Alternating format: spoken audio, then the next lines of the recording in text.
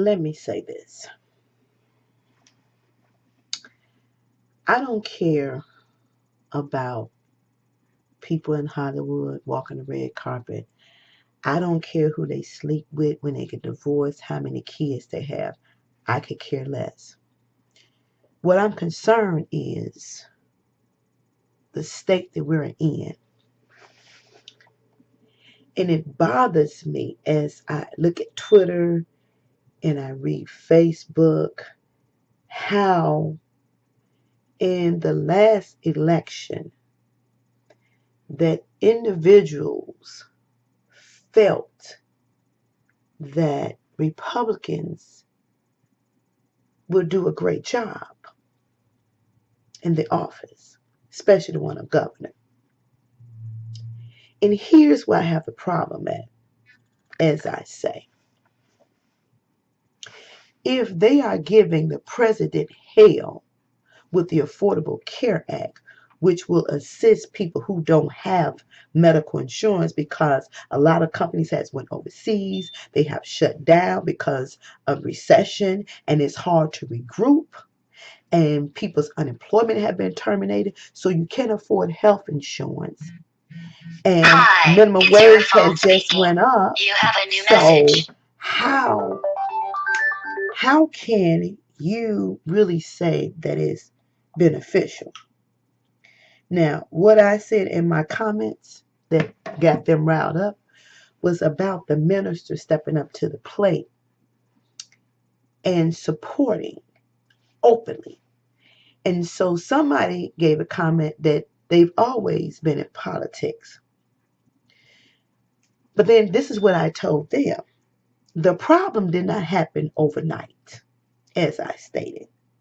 And again, I stated Quinn was not perfect. Nobody's perfect. All perfect people are dead. So when the preacher should have stepped up, if this is the position you want to take, you should have stepped up when the first set of funding started to get cut. You should have stepped up, but you didn't do that.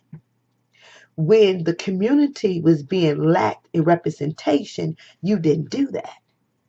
But here again, let's take it back a step further. You still have to go down to the lower level before you get to your governor because you bypass your aldermen. They have communities. They have wards that they're responsible for with TIF funds, with NIF funds. They have that.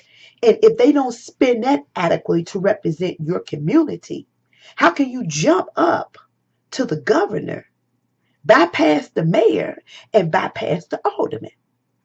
Everybody has a role to play. It's like making a cake and missing the ingredient. It's not going to taste and it's not going to bake the way you want to bake because something is missing. So something is missing in this here picture. Now, I'm all for vote for who you want to vote for. I don't have no problem with that. But what I have a problem with is when you put somebody on a pedestal who is a billionaire, he already has money. He has no idea about the needs and the struggle of the people. So you have a strong impact on your congregation and they follow your lead. Now, what happens when that lead don't pan out and your congregation, the shepherd has led the sheep to the slaughter? Now, the little they did have end up getting cut on promises that has not and probably will not be kept. Now, the flip side to that, they so busy fighting that they forget the real reason and the real purpose. It's about the people, not about your bank account, how much money go up under the table, but how you can help the communities grow.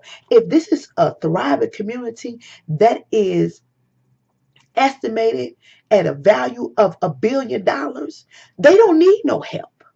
But what about the community that's up under $50,000? The jobs are gone. They need training to even compete, and the training does not exist. So what about them? What about that? Did anybody stop to think about the needs of the people? The selfish mentality, the selfish attitude is just blowing me. It's blowing me. And for you to take an office and an oath of office to represent the people that you don't even represent, whether I vote for you or not, again, you're getting paid tax dollars to do your damn job for the people. You don't need to stretch out the minimum wage.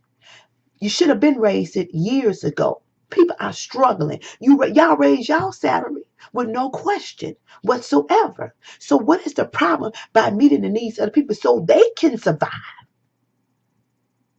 At least live comfortably. So what you saying to the United States citizens, I don't care whether you live or die. If we get the Affordable Care Act repealed, you got diabetes, you got cancer, you got high blood pressure, heart attacks, and stroke. I wouldn't care if you die. That's what you're saying. And then we sit back and we're okay with that because of the way they put it and they position their verbiage in how they use. And it's a bunch of crock.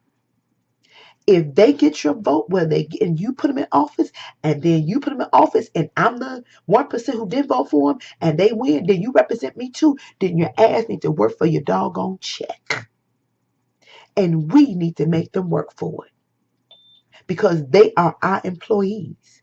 We need to dictate to them, not the other way around. It's about the solutions to the problems, and we're not getting those solutions to the problems. It's time out for this nonsense. And I am myself is fed up with it because the system sucks.